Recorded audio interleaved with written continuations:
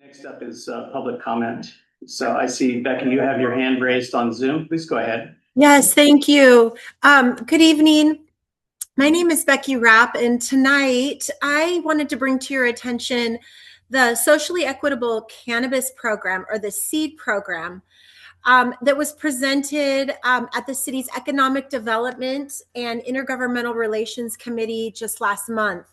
Councilmember Foster is proposing to add 36 new marijuana permits under the social equity umbrella. So essentially awarding permits to those who were incarcerated during the war on drugs. Currently, San Diego allows for 36 pot shops citywide. So this proposal would essentially double the number that we already have. It's important to note that the proposal included other components such as reducing some of the sensitive use restrictions on distance requirements, waiving licensing and permitting and inspection fees, and establishing a marijuana overlay zone within transit areas. So this definitely impacts land use. This raises not only serious public health and safety concerns, but at a time when the city is facing a serious financial deficit, it raises some serious financial concerns as well. Programs like this require city staff time, administrative oversight, and consulting services, and grant funding. The public has been asking for a comprehensive audit showing how much cannabis tax is actually being collected or whether the existing industry is meeting the revenue expectations. And the city has not been transparent, as the last financial audit that was presented to the public was well over 5 years ago. And 5 years ago, it showed a significant number of delinquent accounts and unaccounted for back taxes. So tonight, I just urge this planning group to speak with city representatives, urging them to stop wasting staff time and resources on building a program that has yet to show or provide any financial promise to our city. Thank you. Question for Becky. Is this, you mentioned a councilman that's proposing this? Yeah, Councilmember Foster, sorry, the son. He brought it to the Economic Development and Intergovernmental Relations Committee the beginning of March. I think it was possibly March 3rd or 6th.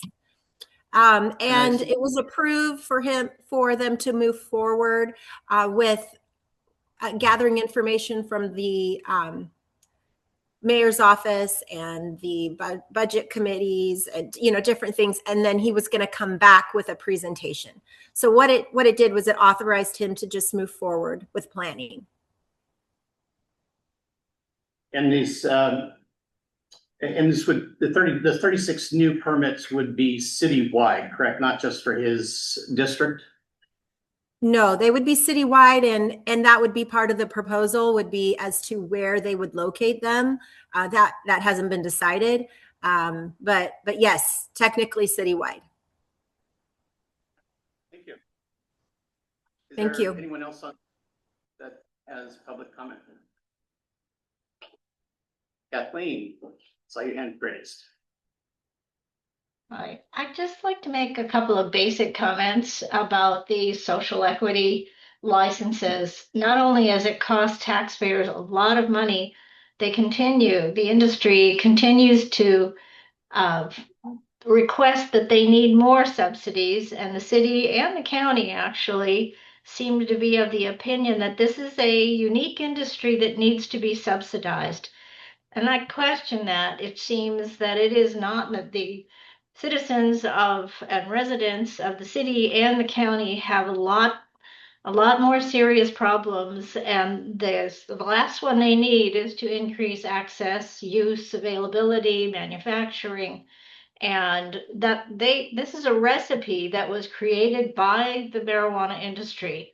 And even though they probably recognize that they probably had a 50-year lead time, just like the tobacco industry did, that during that time they would make a lot of money.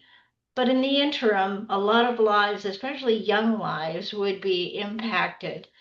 So when Prop 64 legalized adult use, the provisions were to support social equity, but it was aimed at historical harms, they said. But they recategorized the victims of drug dealing as drug dealers. Those were the new victims. But preferential treatment is discrimination, and discriminating for one category simultaneously discriminates against another. And it creates an unconstitutional and protectionist barriers for out-of-state operators, existing large, well-funded marijuana companies, and using phantom applications, which we have seen. So a lot of times there is an applicant that is in name only, sets up a business, buys into the business for an equity licensee, and then he just takes over, and the equity licensee applicant was just for a placeholder. So it's a really a bait and switch program, and we hope that it won't be supported. So thank you for letting me speak. Thank you. Do we have any public comment from the room? Yes, I'd like to speak. Yes. So tonight, it's advertised that we're going to have a presentation from the trash collection public relations group and Ride San Diego. And I just wondering, on my way from my house to here, I didn't see an open parking space, and as someone who lives in the neighborhood, every night, people come home late, they park in the red and get up before 8 o'clock and move their car. Yeah, I guess they go to work probably. And on the weekends, especially in the evening, there's no enforcement. And there's for the Cook and Smith presentation, there's piles of trash. I'm paying extra, and across the street from my house, there's piles of trash. I just wonder how they're going to enforce the plan that both of these groups have made that sounds so wonderful in the PR, but in the execution are not so great. Thank you. Thank you. Any other public comment before we start in on the agenda? I do have one item. Is we're supposed to select our officers for the boards, but I think we should do that after our presentations, but that would be an agenda addition. So do we have a motion to modify the agenda? I'll make a motion. Second. Okay. Emily, second, all in favor? It's unanimous. Okay. Then the next up is city trash and recycling services update from Cook and Smith. Thank you. If you could please move to the next one. Thank you. And before we dive into the presentation, I would like to share with you, for those new members of the city of San Diego, those of you who are new to the city. I'm closer to Glory, right? Microphone. Back here? Thank you. Perfect.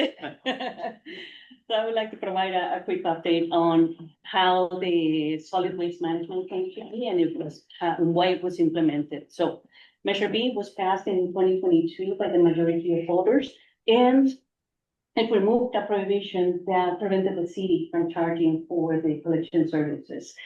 It also defined who were the clients, who were the customers, the eligible customers, which are those single-family residences or multifamily residences with up to 4 units on a single lot.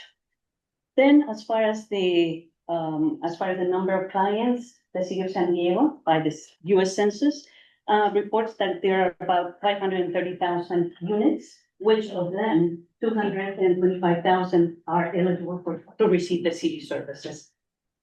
The other amount gets private hauler services. As far as the why or when it was implemented. The fee was implemented in June of 2025. And after outreach and engagement, we did a 4 year of outreach and engagement and a cost of services study.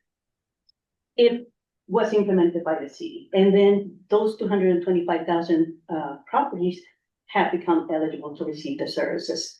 As far as before, the city's general fund used to cover for the services, for the trash collection services. And now with that fee, the general fund doesn't need to cover for that anymore. Next slide, please. Thank you. So right off the bat, as soon as the fee was implemented, we continued providing the weekly trash collection and also the bi-weekly recycling. As far as the new items that came up after July 1st, well, we implemented the portal. We implemented a portal, customer portal, where people can enroll in and determine or request the number of bins that they want. They can also enroll for notifications on the services or any changes. And then also as far as the container replacement, we started the rollout in October. So now we're very, very happy to report to the group that the financial assistance program has launched, and that we will talk a little bit more about that. As far as July 2027, next year, we will be able to provide weekly recycling services. And then also we will launch the program for the bulky item pickup, where you get to request 2 items per year, and more details will come up. Next slide, please. So the financial assistance program is up and running and still accepting applications. And the goal was for the city to partner with MAP. And MAP is a nonprofit in the city of San Diego, has been established since 1965. And this is all in an effort to help the residents, the customers, reduce the out-of-pocket costs for the trash and recycling services. As far as who qualifies, well, you have to be a homeowner. You have to live in your house. And then also, if you meet some income limitations, income guidelines, you will be able to qualify. We have added Mac's address, the website, so that you can access the full application in more details. As far as the income, if you qualify for the income, you live and you qualify, meet one of the qualifications over there, and it's income-based, or you receive programs, social services programs, such as CalFresh, CalWorks, the LIPHE, the Low Income Energy Program, and then also Medi-Cal. So those are the 4 qualifying programs. Next slide, please. We're gonna have you come even closer. I can just stand right next to it. Perfect.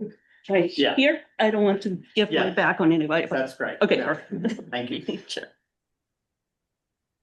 So next, as far as how to apply, you can visit Mac's website, or also you can visit the city's trash updates website, sandiego.gov/trash, and you can find the link over there in that site as well. But you can check online, you check your eligibility, gather your documents, because you have to submit some documentation to justify your eligibility. And then, most important, April 30th, we have a deadline coming up for eligibility for this fiscal year, or fiscal year 2026. So if you meet the guidelines, you can visit and start your application. We have been offering in-person clinics at rec centers or libraries, and MAC has provided information as well. And as far as the assistance amount, how much can you get? Up to $261, which is half of the fee. Or if you are in a payment plan with the County of San Diego for past due taxes, property taxes, you can get the full fee, but you have to provide all this documentation to justify eligibility. Next slide, please. As far as the container rollout, quick update, the gray bins have almost been delivered, have almost all been delivered. And we have, so that's for the gray on the left. The blue is the projected, and we have just started last week on the delivery of the blue containers. So the numbers reflect the number of bins requested, not the number of households. So just to clarify. Next slide, please. So why is the city replacing the bins? We have to ensure that we're providing the service to the eligible customers. We want to make sure that we provide accurate service to them. And then as far as the bins, although many of you reported that they were in good condition, they were already past the life of the bin, the service life of the bin, 20 years. So and I'll talk to you about that. But as far as the July 1st date, it was very important because the cost of providing you a replacement bin to fix the bin or to deliver the bin has been repealed by the city. So now you don't have to pay for that. You just go through your portal account, set up the request, or you can call our customer services team, and then we will deliver the bins to you. Just some of you have also asked about, well, what about recycling? What happens to those containers? We have partnered with Regric, the container vendor. They're recycling, and that recycled material will become new bins or other products eventually. As far as the green bins, we are not replacing them because they were delivered shortly. I believe 2023 they were delivered, so those will not be replaced. However, you can still update your number of bins, the size of the bins through the portal or calling the customer services team. Next slide, please. So you should have received a notification when we started the rollout of the gray bins saying these are coming your way. And once they're delivered throughout the city, we are not going to be picking up the dark blue or the black, black containers. And why? Because we want to make sure that we're delivering the service or we're picking up only for the customers that receive, that are eligible for our services. There's no option to keep the city provided containers. The old containers, they have to be put out and they will be picked up by our crew. As far as the bins that you may have bought, you may keep them, but you will need to request additional bins in the event that you want that trash or that accumulated waste to be picked up. And again, you can request through the Get It Done. You can request to pick up those old bins, the black and the blue, the dark blue. They can be picked up or calling the customer services team. Next slide, please. So as far as the blue containers, the light blue containers, you will be receiving a letter just like this, a mailer with information letting you know when they're coming, what to do, the instructions, they're being mailed, but they will be phased out. They will be phased and will be mailed eventually to you. As far as when your bins will be delivered, you can check online as well. You can check over at sandiego.gov/trash, and we have a tool, a container delivery tool that you can consult, and you can get that information there. Next slide, please. Overflowing containers. As far as the containers, if they're overflowing, it may be that you need an additional container, or you may need larger containers if the size allows for it. Right now, we have 35, 65, and 95 gallon bins. So for the gray, for the light blue, and for the green. And you can call, again, our customer services team, or you can visit the Waste Portal San Diego wasteportal.gov. And that particular link, the wasteportal.sandiego.gov, is directly to the portal, leads you directly to the customer portal where you can sign up. You can actually enroll for the updates, get texts, get emails, get notifications of services, additional services that are coming up. And by the way, there is an event, an important event, a recycling, tax file recycling event coming up on the 14th. From the 16th to the 23rd, you will be able to drop off your files and they'll be shredded. Next slide, please. Just a screenshot of the waste management regulation, which requires the resident to have enough bins, of the three colors, of the three types in their property to gather all the waste that has been produced by that household. And also that the city is to provide the services to the eligible households in the city. Next slide, please. As far as our portal, that's a screenshot of the main page of the portal. Thank you. If you have already enrolled, and if you haven't, I invite you to do so because that way you can actually designate a secondary user. You can also check on your payment history, any donations. Thank you so very much for the donations that you have provided for the financial assistance program. You can also make them through that portal as well. For more information, to get to the site, sandiego.gov/cash. Next slide, please.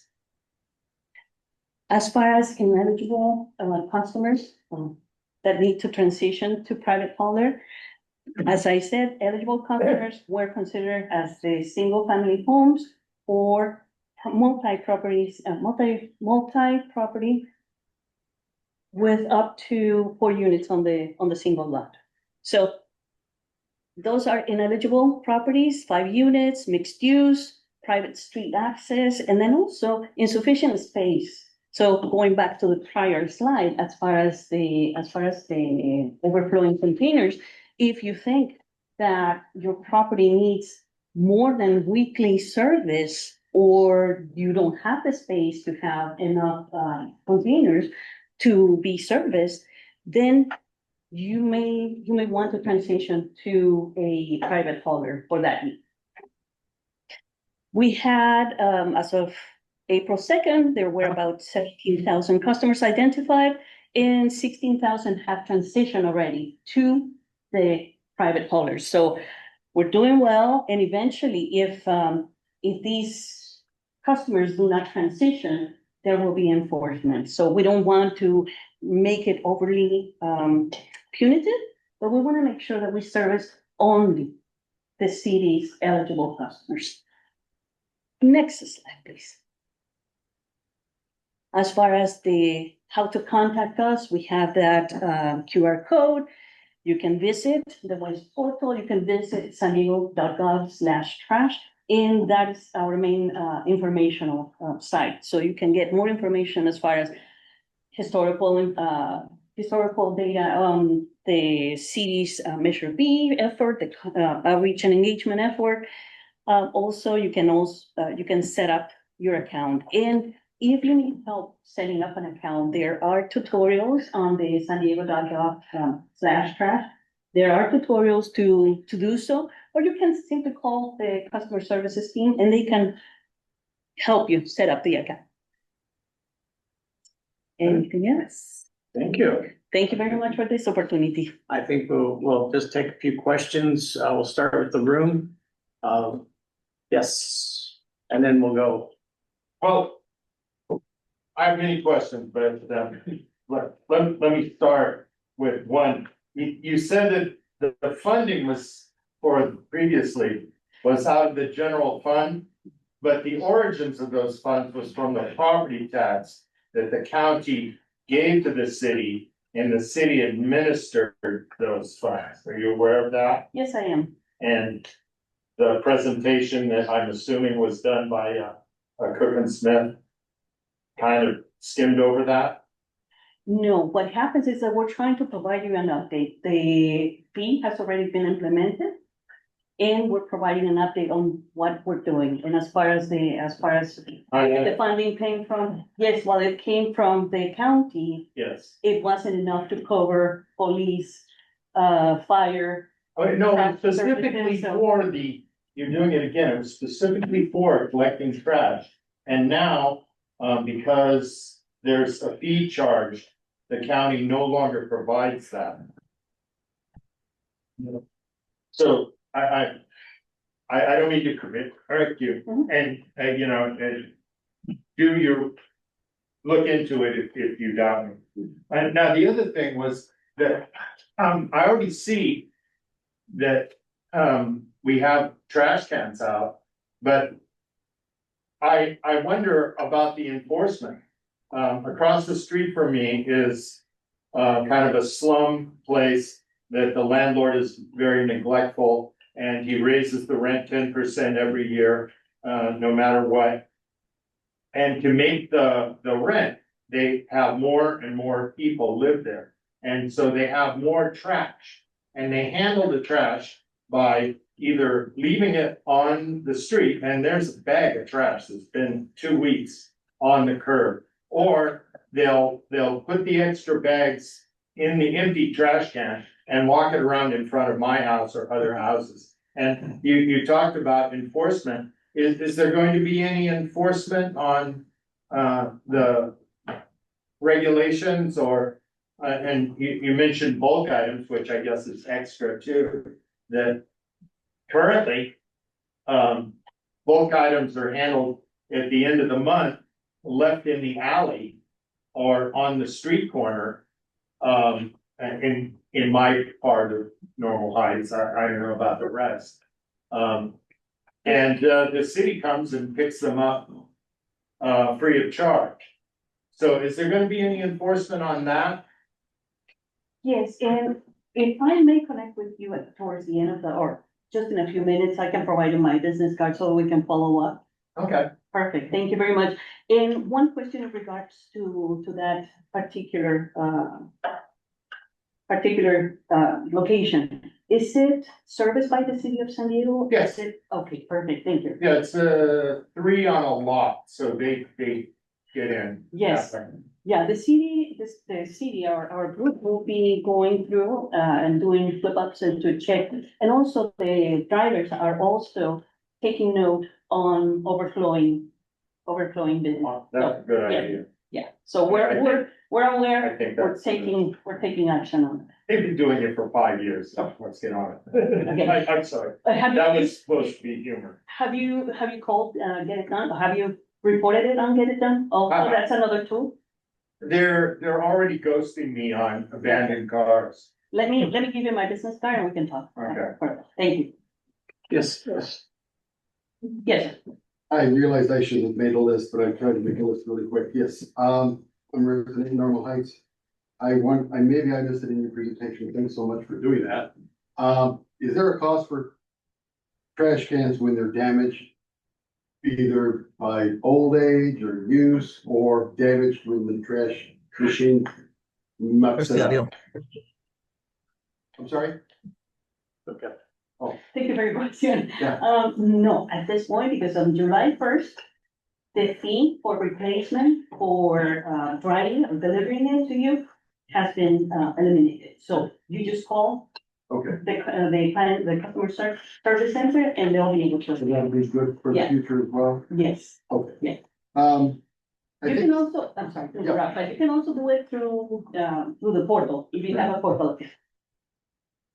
I think mine's a little bit about what Fiddle was talking about. People park there, even though there's nomenclature on the trash cans, people park their trash cans during the week in the alleyway. And the only access I have to my vehicle, I don't have a driveway, I have a garage, I park in the back, I drive down the alley. It's an obstacle course to navigate all around these things. And on trash day, people park their trash cans, not every time, but many times at the end of the alley on both sides of both ends of the alley. So you have to get out and move their trash cans or you knock them down. or you try to go around. It's just a nuisance, and there's no enforcement by any official in the city. Have you reported it? Yeah, get it done? Oh, that thing. Yeah, okay, they'll come out weeks later. What's the point? Got it.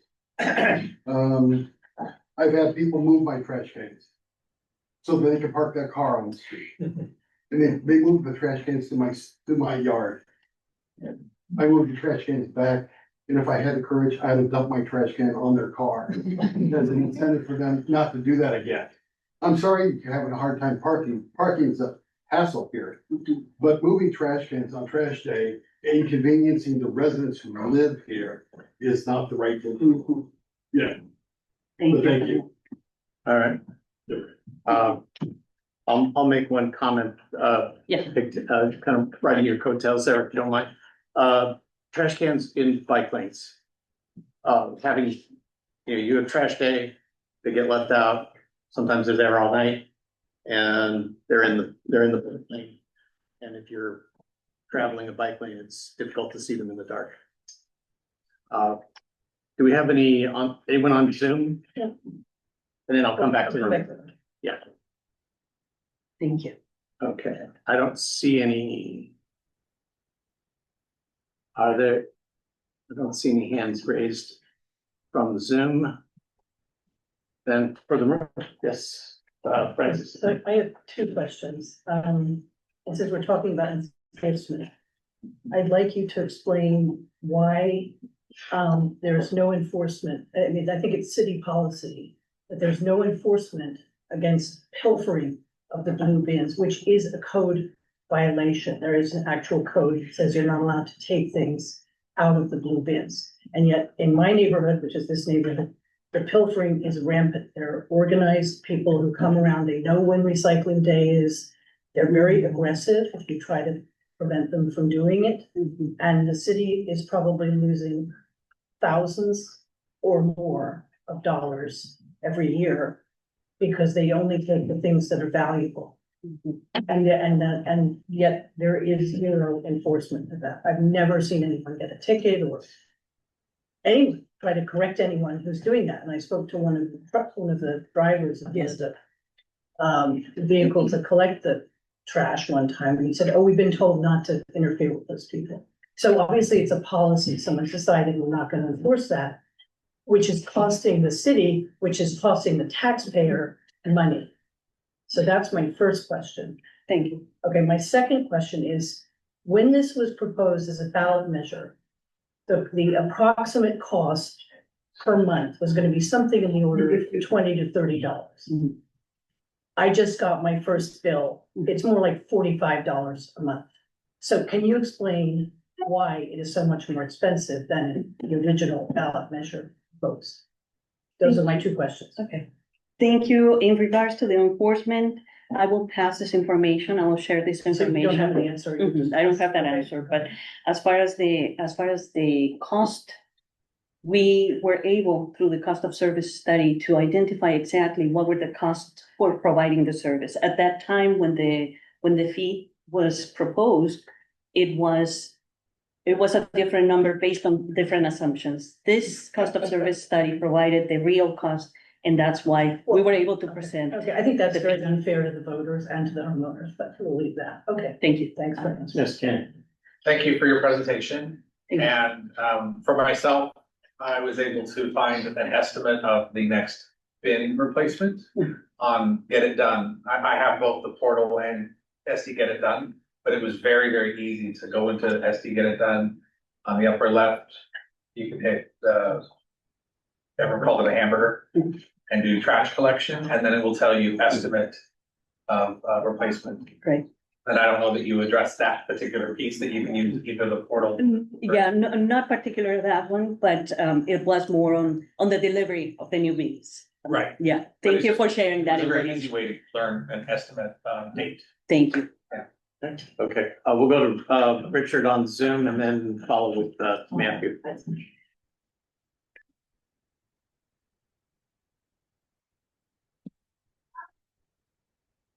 You're unmuted, go ahead.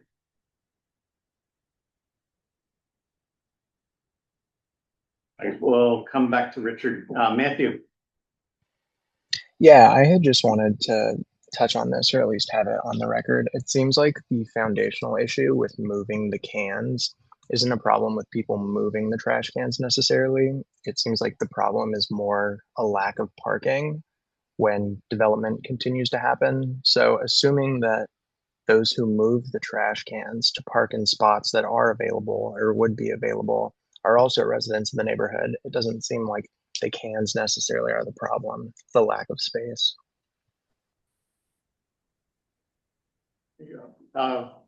Yep, Richard, go ahead. I apologize. I had set my thing to not use the microphone at first, and the unmute didn't work. Thank you for taking my question. I just had a question because I didn't know another forum in which I could get someone from the city to maybe clarify my question about how when the trash was being collected in the past, the trash was being paid for by our taxes. And now the trash is being collected in the present by an explicit fee. But there was still taxpayer money that was used to pay for the trash in the past. Is there a credit for that is being considered? I mean, is the amount that we're being assessed now not the full cost of the trash payment? Or is this just a straight tax increase with no consideration for the money that was being paid before? I understand that it was paid for from the general fund in the past, but I saw a joke on the San Diego subreddit on Reddit referring to our trash collectors in the past as volunteers because they weren't explicitly paid for through a direct fee. But that's not exactly true. And I'm wondering what credit we're getting for the money that in our tax bill that we were already assessed is going to our trash fee now. The funding that, as I mentioned, the funding that came from the county to the city of San Diego will be used by the general fund for other programs, other necessary programs that the city needs to implement. So as far as a refund, there is no refund. There is this fee, and it's not a tax, it's a fee, and it's reflected on your property tax. And that's the only reason why it goes on the tax roll bill. Does that Okay, mean so- that go ahead, Richard. No, I apologize for interrupting you. You can go. Oh, does that mean that the funds that were coming from the county and going into the general fund to help cover a portion of the trash expenses will now go to other services like police, fire, libraries? and That is so on? correct, yes. By freeing up that funding that was coming from the general fund and having a specific source of money to pay for the collection services, we're freeing up that money to be used. Okay, To be exact, county services, not city services. Because that was property tax money, not city money. that's an interesting point. Is the county still paying the same amount into our general fund? Yes, sorry, can I jump in? Yes. The percentage of property tax money the city gets is unchanged. There's a certain, you look on your property tax bill, it says specifically what the city gets for property tax funds. That is the same, it's not changed. And so the money, so this is a tax increase. And the extra money is going to the city for city. It is true. Look on the Okay. property tax bill, the city gets a set amount in property tax funds every year. And it's not, the county doesn't give it to the city. The city's entitled to it. They're entitled to a certain percentage of property tax funds every year. And so, yes, that's correct. What you're saying is correct. The money is, they're freed up from not having to, because we're paying this extra fee now. That money is freed up to pay for other things. This for the city. Yes, let's take from the back of the room here and then Sure. go to we'll go back to the Zoom callers. Terry had made, there was, Oh. she's trying. Sorry. It's Go okay, ahead. no, we can. Okay, we're gonna popcorn. Yeah, go ahead. You had your hand up? So what I did not see on your presentation was regarding the trash police. So, number one, who, I don't know what the umbrella is on the trash police. Mhm. Who agreed to it? Who's funding it? How often are they going around the neighborhoods? Is it like whenever any trash is getting picked up, you have like a meter trash person coming around, putting stickers on stuff, or how is that working? Right now, they're staff of the Environmental Services Department, they're code compliant officers. And they will go out to the community and check on the bins. And for example, in that issue of the overflowing, they will leave a note to the resident, letting them know, we noticed that you have this issue, overflowing issue, and here are some resources that you can take advantage of. So that we can help them transition into either a larger or more bins. Yeah. So were they new hires to the city or something, or these trash police people? Were they new hires to the city to do this? And say our trash pickup is on a Thursday, are they just going around in that neighborhood, these people, on Thursdays in that neighborhood, and then they go to another neighborhood if it's a pickup on Fridays? Is that what they do? The service is citywide, so the enforcement is citywide, and it depends on the route, on the day of service. So yes, they will travel around the city to do enforcement. Okay, so again, who approved it? Were they new hires to the city? Some of them may have been, may be new hires, but also the department has established employees, code enforcement employees. So the new ones are coming to help enforce the rules, the guidelines. Good. Let's go to Kathleen on Zoom. Thank you. I have two questions. First of all, if a trash can is overflowing, it may not be the fault of the homeowner. It may be that some stranger came by and decided to put a bunch of their trash in there. So I don't know how just leaving a note that doesn't, and I'm not sure how you would make the distinction between whose trash it is. The other is that it seems like just semantics, a tax versus a fee. We're going to call it a fee because we can't do this as a tax, but we can do it as a fee. It's the same thing. Taxpayers are being charged for this, and I don't know. It just bothers me. There's a lot of semantics going on with whatever programs the city or the county wants to impose on us, and it's frustrating. Okay, that's all I wanted to say. Yes, okay, let's go to the back corner and then, Emily. oh, let's go to Emily. She's gonna make it.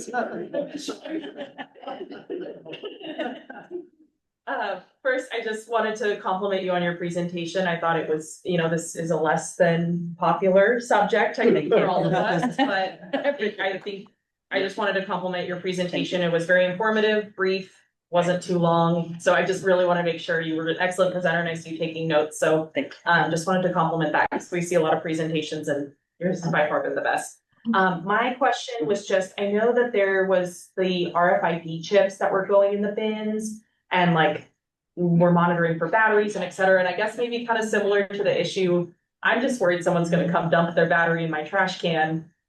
And then, am I going to get blamed for that? Like, how does that, what's, I guess, maybe the penalty for homeowners or in my case, renters, if there is a battery? Because I promise I recycle all my batteries, but what happens if there is one found in there? Well, at this point, we're not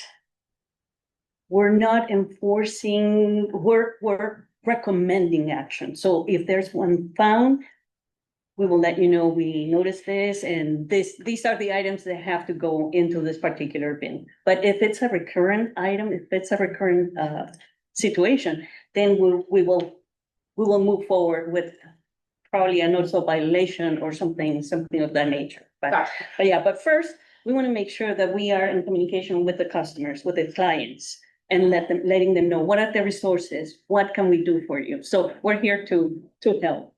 Yeah. Gotcha. Thank you. That's Thank helpful. you.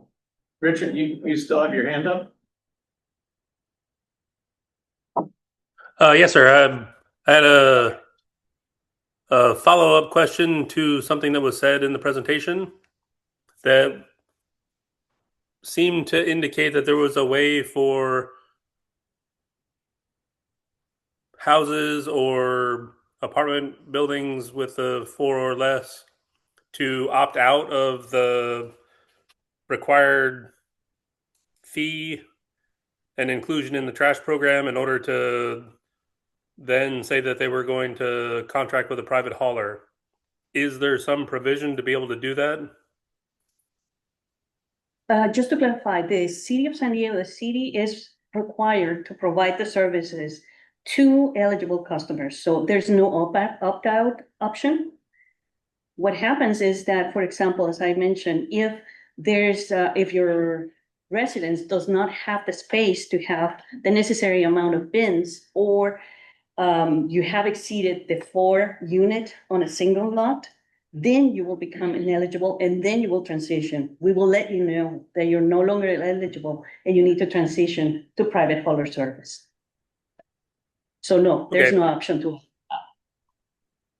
In the scenario that you just went through, is there some tracking system in order to ensure that people that are not on the city system are definitely enrolled with a private hauler and are getting their trash disposed of by a private hauler on a regular basis? Yeah, this is a health and safety issue, so we are making sure that those that transition into the private hauler services, that we have the record that they have done so, and they have provided that. We're in communication with the private haulers, ensuring that these clients or ex-clients have received the services now. Okay. I will take one last question before we move on to our next presentation. You got me curious when you started talking about the RFID.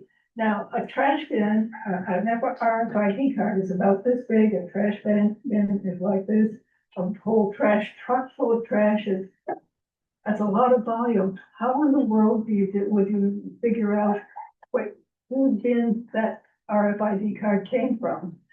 The RFID is linked directly to the address. Oh. Yes. So that's how we know this is your bin. And that's a great mistake. All right. Thank you so much. Thank you very much. Have a good night. Thank you. Thank you. I'll go ahead and turn it over to you, and let me make sure I'm sharing this. Well, you're sharing this, so yeah, we're all set. Great. Thank you, Paul, for having me over. Appreciate your service running around trying to get everything set up. I was also a planning group chair, so I know exactly what that rush feels like to get everything in order. Hi, everyone. I'm here today on behalf of Ride SC. I'll explain our organization in just a second. But before I do, I just want to provide some context on this discussion. You know, it seems that whenever I meet someone in the street or a restaurant or whatever, like if I talk to them for more than 20 minutes, the topic of parking comes up, and not in a positive way. And, you know, as someone also involved in, you know, city planning and transportation, parking is a common constituent, probably the most common constituent complaint across the whole city. So our organization focuses on transportation, and we want to, you know, talk to community groups like this one, pitch ideas, get feedback, and try to get us closer towards managing residential parking in a way that does not leave everybody incredibly frustrated, which seems to be where we are, or where some neighborhoods are heading. On top of that, I just want to specify this is specifically for residential areas. This does not include Adams Avenue or 30th or places with a lot of commercial activity. Residential permit parking is not always appropriate in those places because those places need their customers to park somewhere. So these ideas are specifically for residential areas. So we'll get into it. About Right SD, our mission is to improve transportation in San Diego through public education, community events, and grassroots organizing. So we've successfully advocated for improvements to public transit, such as being able to pay with your mobile wallet or credit card when boarding. We do public events that educate the public on transportation. It's hard to see the photo there, but that is one of the photos involves a tour of the MTS rail yard. So we take, a few dozen folks once or twice a year to check out the MTS rail yards, the tours, the headquarters. We also, do policy fellowships with graduate students to research solutions on local issues. So the ideas and, being presented today were worked on by a graduate student from the University of Virginia. They're from Chula Vista, and they were with us these past few months to workshop ideas to address residential permit parking or to address frustrations in residential neighborhoods. So let me explain what residential permit parking is. It's RPP for short, residential permit parking. It is a policy tool that regulates on-street parking by reserving it for residents of a defined area through the issuance of parking permits. These programs are typically designed to reduce congestion from non-resident parking, to preserve access for residents, and to manage limited curbside space. There are only so many parking spaces in a street. We have to manage it effectively unless we want it to be the situation it is today. So there are a few RPPs in the city. However, most of them serve the purpose of excluding people out. They don't actually manage parking within. So for example, the one in the college area, it serves the purpose of keeping SDSU commuters out because people have to pay to park at SDSU, and a lot of them will try to park in the neighborhoods. That was a big problem. So they put a program in place to say, no to that. However, I, canvassed in the college area a few election cycles ago, and I would talk to people, what's your biggest complaint or issue in the neighborhood? And they would still say parking. And I would ask, well, why, is that still an issue? You have a RPP program in place. Well, it turns out that, anyone, or almost, there's no, restriction on how the permits are distributed. The house with an empty nester with one car gets a permit, but the house next door with 5 SDSU students, they all get permits. And there's only 2 to 3 spaces in front of every house. So that house with 5 SDSU students just took up, a lot of the parking spaces. And so there has to be a more intentional way of, distributing permits. And that's what we want to talk about today. Similar for other parts of the city, Area A, which you can't see there, but it's Medical Complex, which is a sub-neighborhood of Uptown, and Hillcrest is next to it. There's also residences in that area. A lot of nurses and hospital workers will park in the residential areas. So they put this program in place. There's another one in Barrio Logan to prevent people visiting the ballpark from parking in their neighborhood. And then there's a niche case in Cortez Hill, which just allows people to park at the meter longer than 2 hours. So those are the zones that currently exist in the city. But again, people in those neighborhoods still deal with the issue of not having parking certainty and still struggling for a spot. So it helps that they keep people out, but it's still not solving frustrations. And this is where I want to get into a thing called the tragedy of the commons. It's often discussed in law school. Well, when you have a public resource, for example, the image here is a grassy field. If no one is managing that public resource and people are just allowed to use it without any, management, then after time, like this grassy field, it just ends up getting overused. And the field, for example, if people let their cows graze nonstop and there's no one managing saying how many cows can be at the time, and no one's saying like, hey, we need time to let the grass to regrow, then the grass gets all eaten up and the grassy field turns into, you know, a dead area. So this is a common thing that happens for public resources that are not well managed. And we are, you know, seeing that happen with street parking, because street parking is also a public resource that legally, on paper, everybody owns because the street is public right of way. More homes, however, are being built with no off-street parking. I'm sure y'all are well aware of that. Yet many residents moving into those homes with no private parking still choose to bring their cars into the neighborhood. This is, you know, overburdening the street parking situation, you know? And if we don't manage street parking as a public resource that it is, we will end up with our own tragedy of commons where there are just way too many people trying to park, way too many cars in the street that cannot sustain all of them. We jokingly call this Carmageddon in the slide. And this is something we want to avoid. Some neighborhoods we presented to, like North Park, they already feel like they're here. Other neighborhoods are worried that they'll get there. So we want to avoid this situation. And one thing I want to address too is the elephant in the room, with the elephant, if you can't see it on that photo, which is, why don't we just require private parking in new developments? You know, that would seem to solve the issue. Well, I'd like to go over some political realities around that. So first of all, state laws prohibit cities from enacting parking requirements for certain developments, including those near specific transit stops. And the city of San Diego actually does have parking minimums for areas where the state law doesn't apply. So the city still technically has parking minimums. It's just state laws override the city. And now the state legislature, including our own assembly members and senators, are very much moving full steam ahead with deregulating housing development. And that's not changing anytime soon. And unless you can, you know, flip the legislature in the next year or two, which would be a very difficult thing to do. And buildings with little to no parking will continue to be built in the immediate future. And to further stress that political reality, I have a photo here which is hard to see of all the leading Democratic governors at a California DMV forum. And they were all there talking about how they were going to continue, you know, deregulating and cut red tape to support more housing development. So these are all the leading Democratic governors.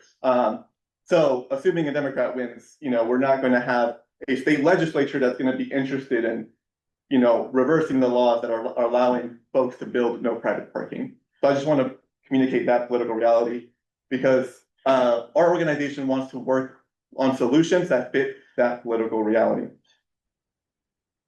So a solution is improved residential permit parking system for the city of San Diego. So let me get into that.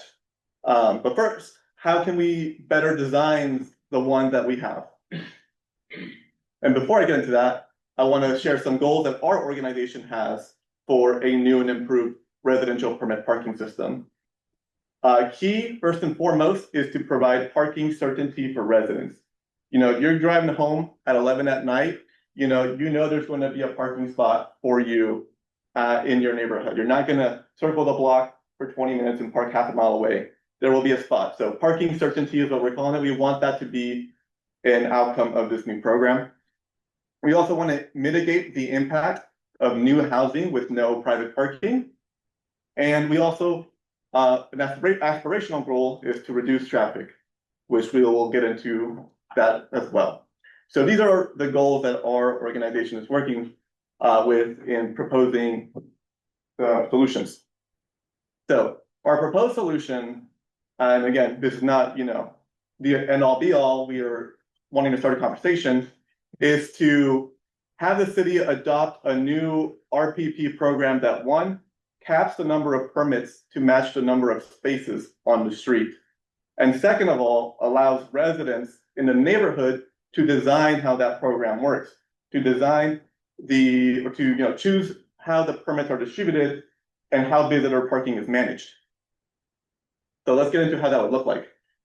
So first of all, what we call this neighborhood choice, RPP. To initiate this, we envisioned that it would start by residents doing a petition and going around saying, we want a residential permit parking zone in the neighborhood. Once they get a certain amount of signatures, they turn that into the city. And then the city then mails every resident a ballot. And the ballot will have a few questions. Questions such as, do you want this in your neighborhood? Yes or no? Questions on how they would like the permits distributed, and questions on how they would like visitor parking managed. Then everybody would fill out the ballot, return it by a deadline. The city would then tally up the results, present it to city council, and then city council would vote to create the new zone or not in accordance with the preferences outlined by the neighborhood. So it will be hard to see from there, but I had an example ballot. Paul, you can zoom into that, go to the top. So example ballot, first question is, should your neighborhood have residential permit parking? Yes or no, fill 1. Second, how should parking permits be distributed? And we propose having a set of options for people to pick, option 1, option 2, option 3, 4, 5, 6, and they can rank them. So rank number 1 being your most favorite, down to 2, 3, 4, 5, 6. And then next question. We also propose a priority question saying, should priority for permits be given to people who are dependent on the car for work, education, training, healthcare, caregiving, or livelihood? This would be verified with documentation. And then yes or no to that question, if you want to have that be a priority in your neighborhood. SDSU does something similar for their undergrads living on campus, specifically the first years. If they're not allowed to bring a car their first year, however, if they can prove that they need their car for their healthcare, caregiving, livelihood, then SDSU has a process where it's like submit this type of documentation and we'll review it and approve you and give you a permit if that's the case. So there are examples of that being done in the past. So that's an example ballot for questions about residential parking. We also have here an example ballot for questions on visitor parking. So Paul, if you may zoom in. The first question being, how much visitor parking should be designated for visitors only? We have a few options there, 5%, 10%, 15%, or other, for you to fill in some other percentage. Next question. Should this zone have designated spots for visitors? So there's 2 ways to do visitor parking, right? You could have designated spaces, like maybe there's one space at the end of your street saying visitor only, or you can allow visitors to park anywhere and someone has to print a permit for them. So that's 2 options. If they select yes here, it means they want the designated spots. If they vote no, then they want the printing a pass for them. And then another question, how long should visitors be allowed to park? And then we have 30 minutes, 1 hour, 2 hours, other there as well. So I think an example of what a ballot could look like, asking folks, how they want visitor parking managed in their neighborhood. And a key component for success, at least with the goals that we have in mind, particularly for parking certainty, is capping the number of permits to match the number of spaces on the street, right? That's the only way we can make that certainty possible. Because if there are more permits than spaces, then there will be some people left out who won't have a spot. People who don't receive a permit would be on the wait list and receive a permit as spaces become available according to the distribution process voted on by the residents. So the intended impact, again, create parking certainty and peace of mind for residents. You're not going to come home late at night, circle the block for a long time and park really far away. It's like, there will be a space in your zone. Second of all is to prevent the Carmageddon situation that we described. Say a new building with no private parking is built in the neighborhood, but your neighborhood has neighborhood choice RPP. So all the permits have already been distributed. There is a wait list. So if a new high rise gets built with no parking in it, people can move into it, but they'll be on a wait list. So so they can't bring their car right away into the neighborhood. And that helps solve that issue of, okay, you know, a new development came in with no parking, and they're gonna bring new cars, they're gonna bring, you know, a lot of cars in, that solves that issue. And you know, a lot of these new developments are touted as making a car-free life possible. Well, we view this as putting that, you know, promise into reality. Like, okay, developer, you are saying that people can live without a car, developer or city, whoever it is, you can live without a car. Well, let's put your money where your mouth is, and your new folks moving in, they'll be on the wait list, they won't be able to bring their car right away. And then third of all, we hope that this can help reduce traffic, because those new folks, you know, moving into the neighborhood, won't bring their car, at least not right away, until they get out the wait list. And so they'll be walking, biking, taking transit, and intentionally moving into that neighborhood, knowing that I am moving into this neighborhood, knowing that I need to walk, bike, or take transit to move around. So that prevents more cars from getting on the street, unless they use like a private lot nearby. So that is, I want to get into the possible permit distribution options, and we're very much open to feedback on what these options could look like. We have some very basic ones here. Like, first of all, you can do first come, first serve. You could do a lottery, basically random, everybody applies. You could like maybe do an auction, which, you know, I'm not personally a fan of. You could sell them at a market value via a lottery. You could sell them at market value via first come, first serve. You could try to do something like one per household, and then there's more than that, then the rest goes on to lottery. And, you know, those are some potential options that we're like thinking of, very basic stuff like, you know, so if there will be discussion on this, we would like to hear ideas on options to how these permits should be distributed. And again, residents would be voting on these, so they would have their ballot, 6 options, and they would rank 1, 2, 3, 4, 5, 6, which ones they like the most. So we want to make sure that there's good options on the table for residents to rank. And we also propose some extra measures to make sure this gets implemented better.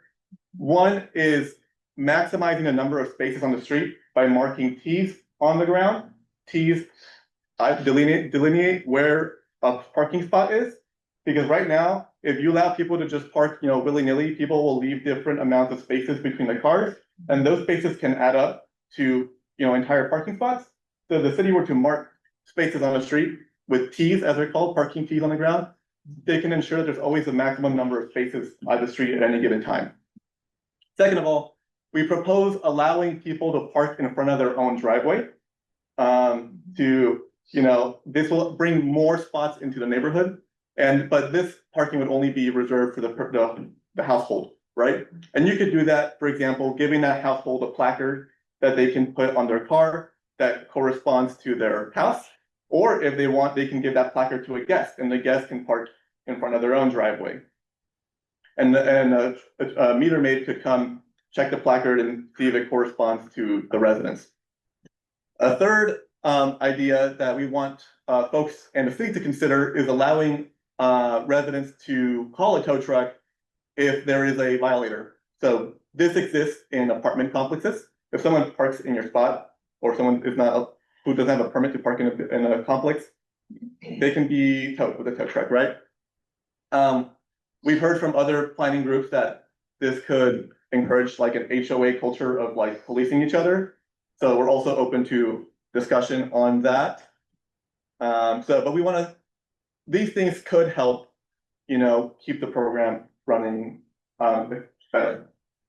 So that is the presentation, and I'm happy to take questions and discussion as led by Paul here. Sure. So for questions and discussions, I'm going to ask that you preface, are you making a comment?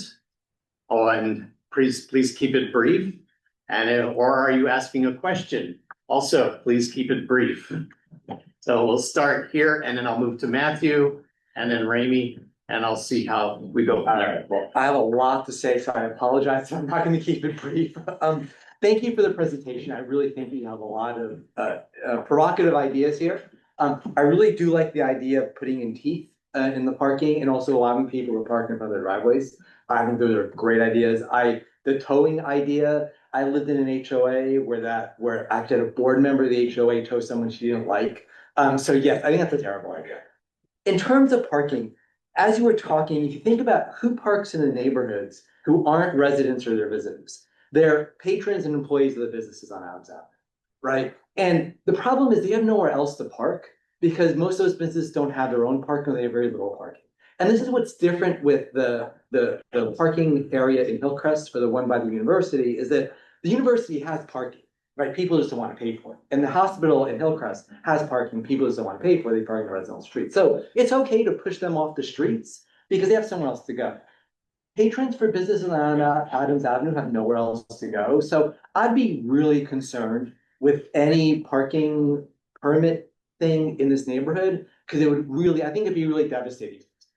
And I'm not sure what the solution to that is because there is no other place for them to actually park. And I think more generally, even though I like the idea of a parking permit area, I think that the practically what ends up happening is that you end up with a lot of empty spaces, especially if you set aside like spaces for visitors. If visitors aren't there, they're empty. Or during certain times of the day, they'll be just empty and then people have to park elsewhere. And I think that I see a lot of problems practically with actually doing that. Again, I think it works a lot better like around the university or in Hillcrest because people have somewhere else to go. But people don't have anywhere else to go here. And that leads actually to my question, and I have a lot more to say, but I'll let other people talk first. My question is that would a parking structure somewhere in the neighborhood be financially viable? Like if someone were to build a parking structure on Adams Avenue, could they actually like make it pencil out? Because that's really what we need for the businesses on Adams Avenue. Because if we did that, then you can have a parking permit in the residential neighborhoods because the people doing the businesses actually have someplace to park. I have more to say, but I'll let other people talk. So, yeah, and to answer your question about would a parking structure on Adams be financially viable?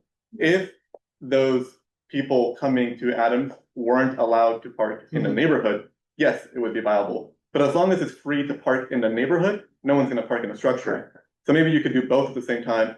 You build the structure, implement the zone, and the customers can't park in the neighborhood, but they do have an option now. And they can't say they don't have an option. Yeah. Mm-hmm. If I could just add the cost, like an above ground parking stall, it's probably off because inflation, but the last I heard, it's like between 20 to 30,000 a space. Just when you talk about like construction costs. Right, yeah, Just if they charge you $4 an hour or whatever, or how much parking would they need to have there or to actually make back their money, right? So. Yeah, and would folks be fine with the high-rise parking structure on Adams? That's also another question. Yeah.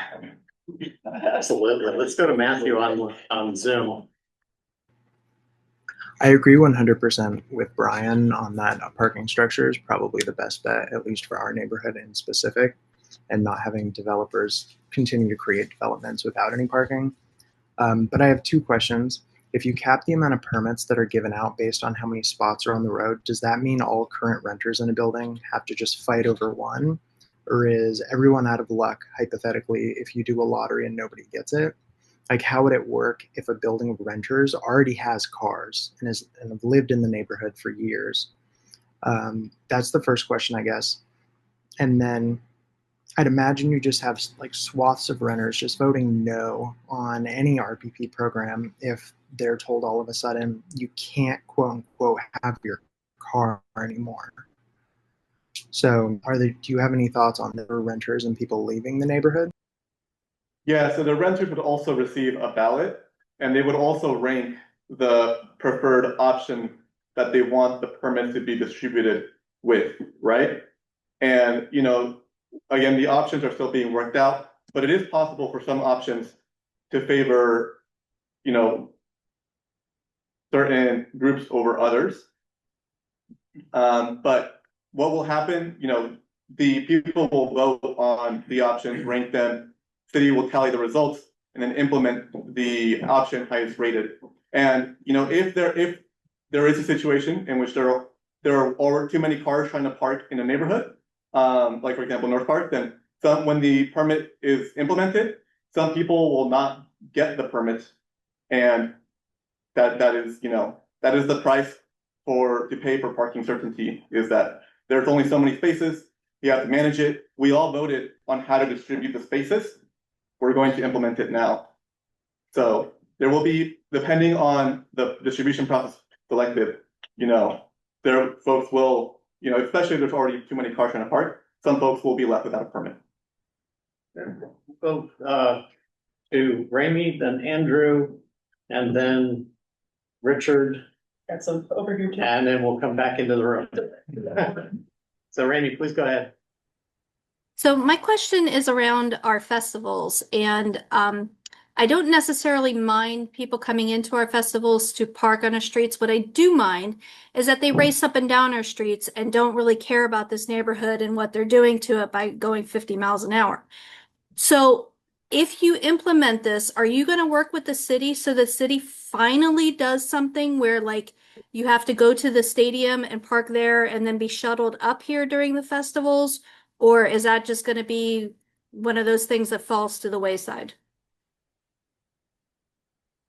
Do you want festival? Or is that music festival? Is Alexander Street Fair. Okay. Folks are come out of this community center, so we probably have to be coordinated with those festival organizers. And yeah, the idea of shuttling people in has come up before, and it probably should come up again.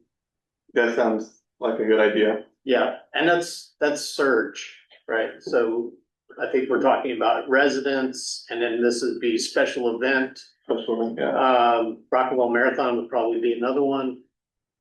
So might lose some spaces during that time, or guest spaces might get consumed.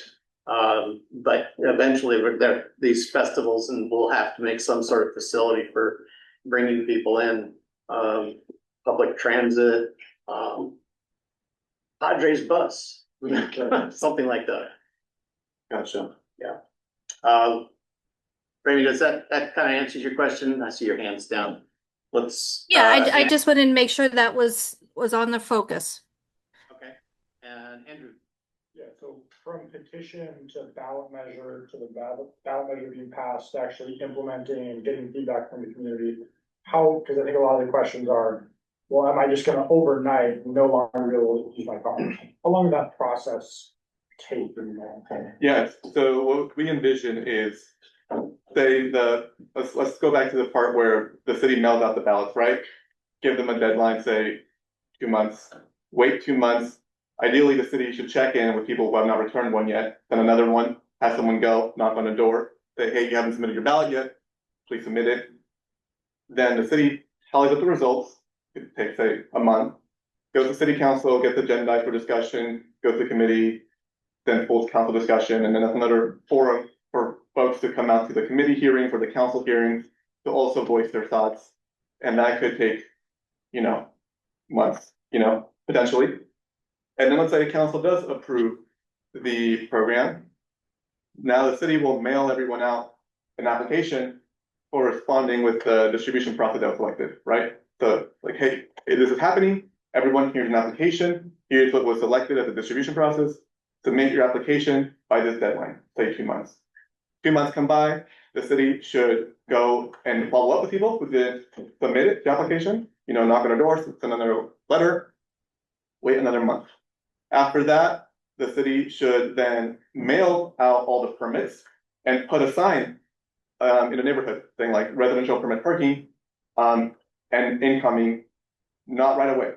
Like give it, like I want to say 3 months of having signs in the neighborhood saying that on this date, 3 months from now, this will become effective and you will need a permit to park here going forward. And this just provides a very, very long runway for people to work into it. And if for some reason somebody missed the petition, the ballot, the follow-up on the ballot, the application, the follow-up on the application, I find it really hard to believe that they would miss the signs in the neighborhood, posted metal signs saying, hey, in 3 months, this will be implemented, and so, yeah, so the people who did not get a permit will have a very long runway to, come up with an alternative, solution on how to move around the neighborhood and parking. Okay. I'm gonna go, let's bounce into the room. Go ahead. This came out of a university. I can't believe the fallacies you're operating under. The idea, if you tell people, hey, don't bring a car, they're not gonna bring a car. We've seen North Park, it's jammed. And, the idea that, people are going to vote to restrict their parking. The main thing the main comment I have is the idea of your, political reality. That, parking spaces are a thing of the past. Personally, how are you gonna charge your electric car if you don't have enough street park? And that's an interesting fallacy. We're not gonna have electric cars. But, a parking space is worth $40,000. If you buy a condo, they go in addition, $40,000 for a parking place. And that $40,000 has been gobbled up, every parking space has been gobbled up by real estate developers who fund our Democratic governors that you point out there very handsomely, the current one not being the exempt from this. And just the idea of limiting development for transportation is, you've got to come up with a better plan. In Europe, they have parking places. Parking lots, and people will ride their bike from their house to the parking lot. Or the parking lots are around the ample train stations. So, your presentation is just full of flaws. I mean, the idea that real estate interests can have the parking places so that they can develop their infill. I've been following this for 25 years. My main issue is sweeping the street for sanitary reasons, and you can't sweep the street if it's totally parked up. Anyway, Sounds like the main point is that this is a very sore point of limiting the parking places. Where are people gonna charge their electric car? Well, I appreciate you sharing that. Not everyone has electric cars. I don't even own a car. That explains it. That might color your point of view. Yeah, but here's the thing. A lot of people do. I want to call up when you said that, who would vote yes? And we're proposing an idea here to voters, which is, do you want parking certainty in your neighborhood? Yes or no? That's a fallacy. If you There will not be parking certainty. well, if there's 100 spaces and then there's 100 permits and 100 people get it, those 100 people have a certainty. They know there's 100 spots, there's 100 permits. I have one of those. That means when I drive to my neighborhood, there will be a spot for Where'd me. you do it? Well, You're on luck. It's said as somebody who doesn't have a car. Yeah. So somebody who got a spot, somebody parks in that spot. I'm gonna go move to, I move to Richard on Zoom, and I'm gonna come back into the room. And then Paul, And I- up and over here, think, Yeah, and I'm seeing 1, 2, 3, 4, 5, 6. I'm gonna walk on. And then we're gonna put you on the committee for parking as well. Cause I beg the city to be on the parking committee. opposition council. I've been to some of those meetings and I've seen the real estate interests just say, no, there's money to be made by taking over city parking, like your little pasture. Some people overgraze, some people are overgrazing our parking. They certainly are. Thank you very much. I just disagree with your positions. Strong. Thank you. And Richard, you're up. Thank you. The only question that I had was if you could provide some examples of what the options would be on the ballot to choose amongst. Because in my mind, I'm having a hard time coming up with sensible things to give people an option to vote on. And I was wondering what has worked, or things that are going to be excluded from the options because they have been shown not to work. Yeah, thanks for that question. So we're still seeking public input on what those options could be. We had some pretty basic ones in a previous slide. Those included first come, first serve, you know, selling the permits, first come, first serve. Another option, if you put a price to it, that will disincentivize some people from paying. A lottery was another option, you know, just randomly send them out. And we also did propose having a question on the ballot saying, should people dependent on their car for education, work, employment, livelihood, caregiving, and healthcare, should they be prioritized for a permit? That was a question that we proposed separately on the ballot that we recommend having on the ballot as well. So those were some options. Again, not an exhaustive list, and we're hoping to get other ideas on that too. Okay, Now, so we're sure we can squeeze all this. Oh, go ahead. In considering the options, I guess I also don't really know what the balance is between, if you're going to put the T marks in on the street, how many spaces are available in Normal Heights versus how many, I don't know what a good proxy for the number of people that need to have a, or would like to have a parking space, but like the number of T spaces per bedroom or something like that. I mean, do we already have a deficit in that regard?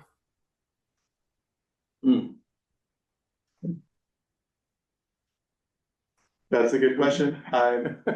We probably don't have as many parking spaces as we have bedrooms, but that would be a good analysis.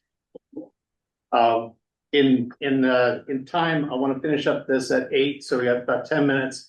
I've got Teresa, Jen, I've been waiting on Zoom and in the room. Let me get 1, 2, 3, 4, 5. Okay, so we got 5 there, and then we'll come back to Matthew if we've got time. Let's start with Teresa on Zoom. Hi, thanks for including me and letting me in your presentation and just offering some different ideas for the parking challenges here in Normal Heights. So I'm just, I have a couple questions. How often are permits reviewed? So I know it sounds like there's this ballot measure, timeline to be ironed out from petition to approval by city. But is it, and then the voting is at a single point in time. So it's just the people in the neighborhood at that moment. That changes. We have a lot of rentals in Normal Heights. So the demographics and the people in the neighborhood continue to change. So I'm just wondering, is the voting a one and done? And also, is the permit review process kind of one and done? Like it meets my needs now, and 20 years from now, maybe I have a caregiver, maybe I need an extra permit, like those types of things. Just want to consider like the implications for enacting this, and then down the road, if you choose to stay in the neighborhood, kind of what does that look like for an aging population? And then just a simple, like, you know, what happens if you take your car to the dealer, you know, you get your car serviced and they give you a loaner car? Does that mean now I can't park in by my house? That's it for now. Yeah, really good question, especially the loaner one. I'm going to think about that one. So for your first question on you know, how are these essentially like monitored? We envision an annual, you know, renewal process for the permits. You know, first of all, do you still live here? You know, if you moved out, then your permit should go back into the pool for someone on the wait list. So we do imagine a yearly renewal process for the permits. And I think just as a point of clarification, she was asking about the signature petition vote process. This is not for city council, and we're not going to see this on an election ballot anytime soon. This is the foundling stages, correct? Yeah, this would not be an election ballot. This would be a separate ballot sent to every residence in accordance to the timeline. Kind of like we do the maintenance assessment districts. Like the maintenance assessment districts, like the business improvement districts, they mail out ballots.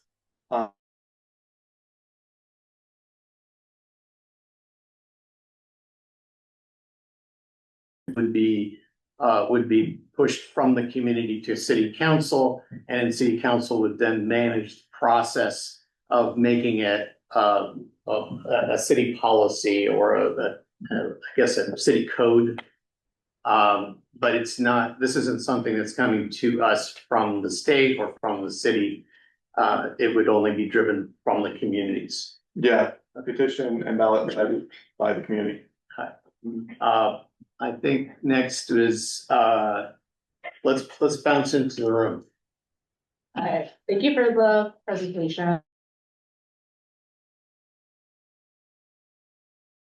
Implementation or, deciding who has access to, the permits. I used to live in the city of Berkeley, which had a long-standing RPP program. And also, interestingly, I served as the interim city parking manager for about 9 months. So one thing that they did in regards to Senate Bill 2097, which removes the parking minimums for new developments within a half mile of a major transit hub. One thing that was implemented was restricting new developments that are located within those transit areas, prohibiting residents of those new developments access to RPP. Because to be honest, we know that Normal Heights, North Park, we're gonna continue developing. We're gonna see more of these, 7-story plus apartment buildings. And the idea is that if developers come in and they want to take advantage of a zero parking minimum so that they could maximize unit count, then it's their responsibility as part of their marketability of those units to tell future residents, you're not going to be eligible for parking. The idea being you're in a major transit hub, you have access to other modes. And that's a condition of approval for their building permit.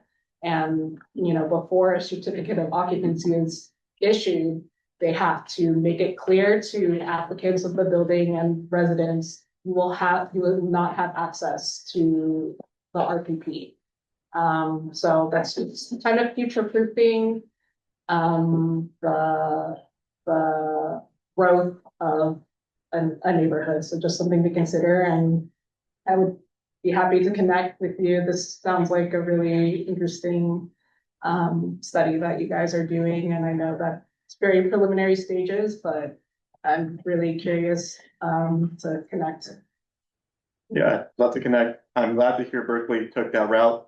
We are trying to go in the same direction with, having the RPP. If all the permits are distributed, a new building comes in, those new residents will be on the wait list, so they also can't bring their cars in. So we're going at it from a different direction, but I appreciate you sharing how Berkeley went at it that direction. So I'd love to connect more.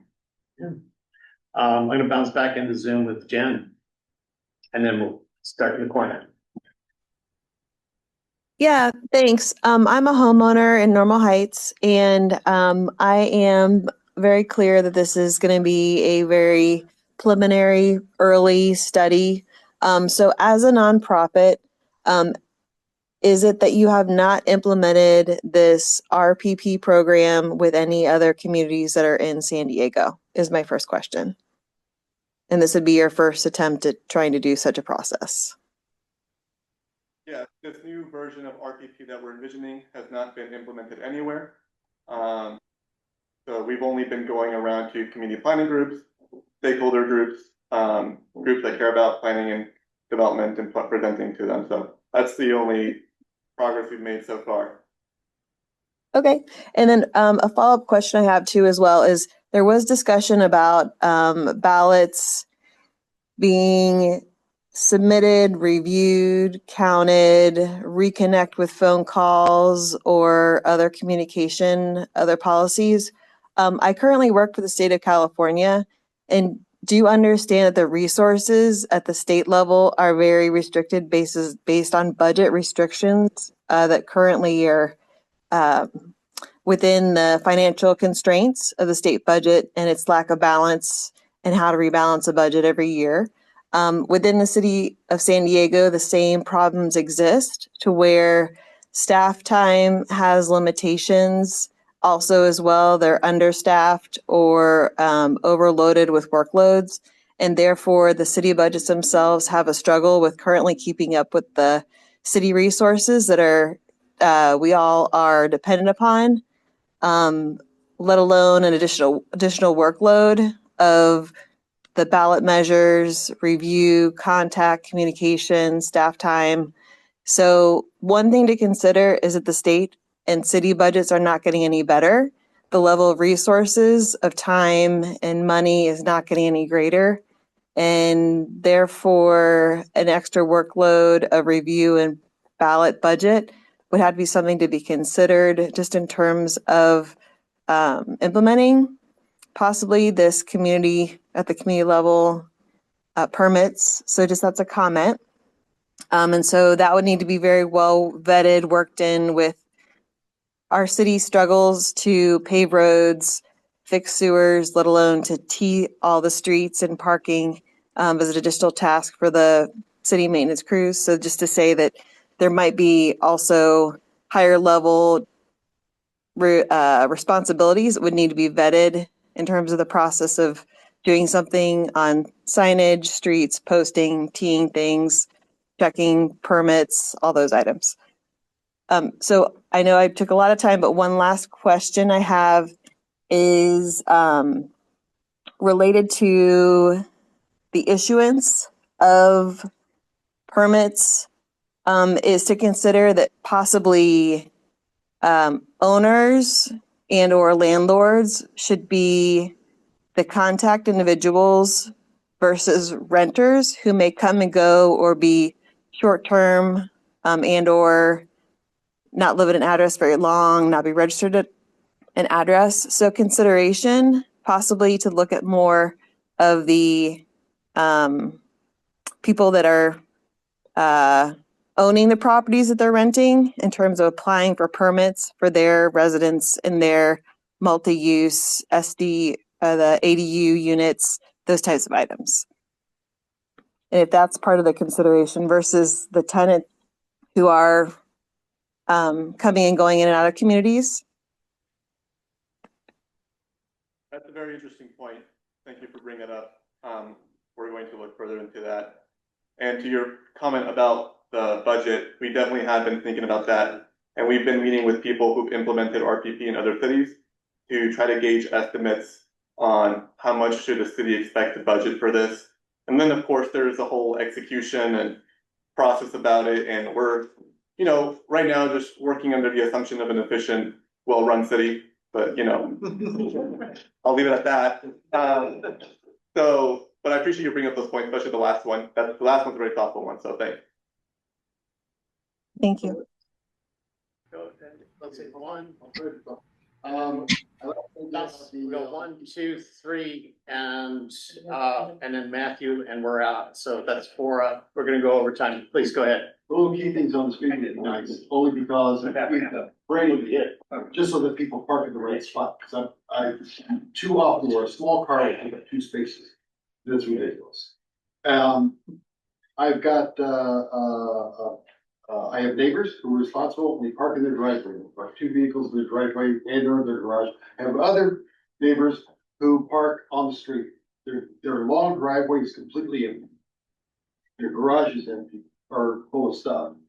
But people, it would have been nice to have heard a neighborhood scenario rather than a college or a university. A neighborhood scenario whereby the driveway or the garage is also included in how many included in the count of how of parking spaces that people should use. These speak first because it's convenient, not a problem with itself and the test. And in terms of enforcement, I didn't hear, or maybe I missed it, how this would all be enforced regarding, you know, how long the visitor would stay and permitting and how many parking spaces you get. Because right now, police don't do anything and the enforcement doesn't do anything. So I don't know how anybody's gonna do, how this is gonna make that aspect any better. Yeah, well, I appreciate your first 2 points. Those are good things to think about. On the enforcement part, I hear you on police don't come, which is why we had proposed the idea of letting folks be able to call a tow truck in their neighborhood.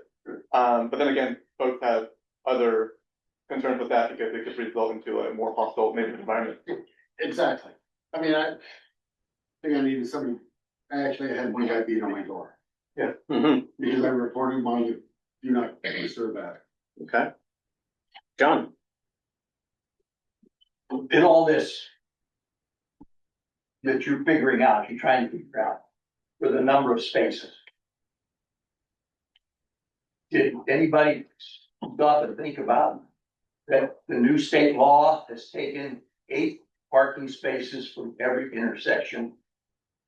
And you've got fire hydrants, which they just keep whittling down the number of spaces, which should be considered in anything that any scenario you come up with. Absolutely. We're aware that once the city comes out and takes a close look, some spaces will be whittled down, which is why we propose marking the T's and allowing parking in your own driveway, because that'll bring more spaces online. You can park in front of a driveway, but most cars are wider or longer than a driveway entrance. That's another consideration to bring it up. Yes. Yeah.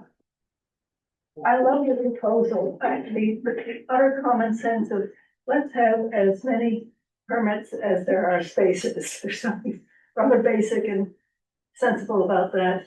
The other thing, and this is a comment,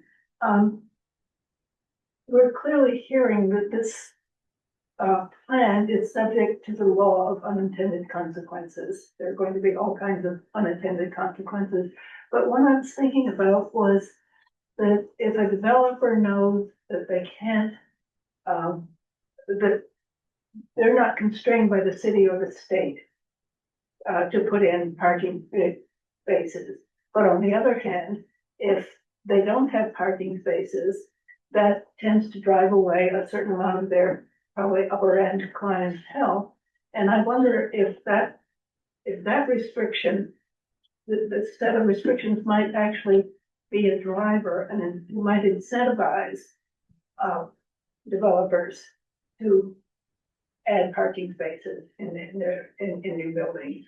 Yeah, so I've been talking, that's a good question. I've been talking to some other folks in urban development, and they think that this could have the consequence of making development less attractive in a neighborhood. If they know, if I build a building here and there's RPP, my tenants will be on the wait list, so they won't be able to bring a car. That makes my units less attractive. So there is the potential consequence of if you do it here in Normal Heights to make development less attractive. And it's kind of an elegant solution. You don't need a fund from the state or the city, but just the economics of it might drive in the direction you want to go. Exactly, and we also did hear that this would incentivize, one, private parking development, and two, private parking structure development. As a way. So, again, these are all, I'm just talking with folks in urban development, this is like all theoreticals, no one's done research studies, but people who work in development have these hunches that like, oh, I can see a developer that would make me less attracted to developing there, and I could also see how it would make me incentivized to build underground parking. So those conversations are being had, but there's no concrete data that I found. I'll throw in a comment. I was in Glasgow last year and parking in the north, in the very sort of nice East End near the university, older homes. And they have a parking warden, that is actually part of their, parking assignment. So they have individual assigned stalls per unit.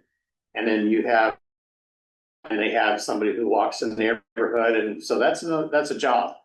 So they actually created a job from that. And it's been pretty successful. I think what they're dealing with right now, what's called rat runners, which are the people who would, in our neighborhood, would be cutting down Collier to avoid traffic on Adams.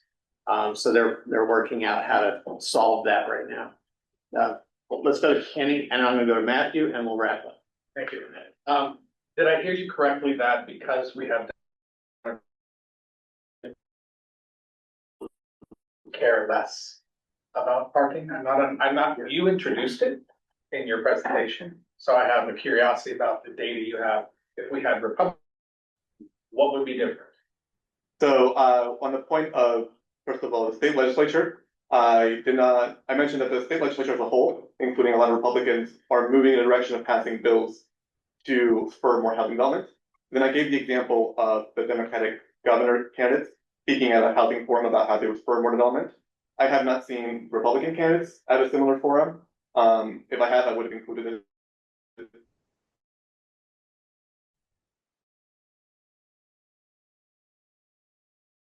I hope that answered your question. I was not trying to make it inherently that Democrats want no off-street parking. But that was just I just wanted to give an example of, hey, these are the potential governors. One of these will probably be the governor this year. And here's what this person was saying. So Thank you for that answer. It doesn't really address my concern. All the research I can find shows that Republicans are actually more restrictive, which means I think we'd have less parking. Again, I'm curious why. I get that you chose that. Saying that they're not talking about it doesn't mean they're not thinking about it. So yeah, and you introduced politics into this, and my research shows me calling out a group for doing it wrong doesn't seem to be accurate. I can't with art, but I see a balance. Really, please don't tell anybody else.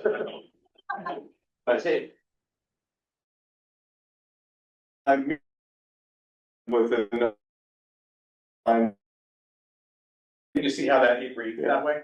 If that's the only data you present. If you're gonna present political data, you gotta, our data here shows this, and our data here shows that. But what you did for me, can't speak for anybody else. I kind of stopped listening to people on either side if they only present one. I mean, you're in the early stages, so your presentation is clean and clear, and I find you engaging to listen to, and I stopped listening to you after that. Got the needle scratch. Yeah, we only get one side. Not interested in it. Just for your own. We're gonna wrap up with Matthew, and then I'm gonna leave any other questions for part two, because I have a feeling that you'll be back. And I'm gonna touch base and see where this is at. And I think, look, there's some board discussion I want to have after this. So Matthew, go ahead and finalize our question and answer session. Awesome, thank you. I have two quick comments and then a question. Someone had mentioned that it'd be important to let residents of new developments with zero parking know that they don't have any access to the parking program. I think it'd be interesting to see what large developers do if they know that the renters aren't going to have any access to it. And then I think the second comment is, I think my biggest issue is how many spots are permitted. Hasn't been explicitly mentioned. So it seems right now like it's a toss-up whether you'll get a permitted spot in an entire neighborhood or not. I don't see many renters saying yes to it. Like a hypothetical, maybe you only have the first block off of Main Street like Adams is permitted, where it's pretty much just renters. Those residents could hypothetically get their parking by their homes, but if all of those spots are taken and they don't have a permit, they at least can park a block away. So I'm curious, will the spaces that will be permitted be designated on the petition of the ballot? Like, will you explicitly say, here's what spaces and how many spaces and where they will be on the petition or ballot? Oh, you're breaking up there. To repeat my question. If I heard that correctly, it was what will what spaces that will be permitted be on the petition or ballot?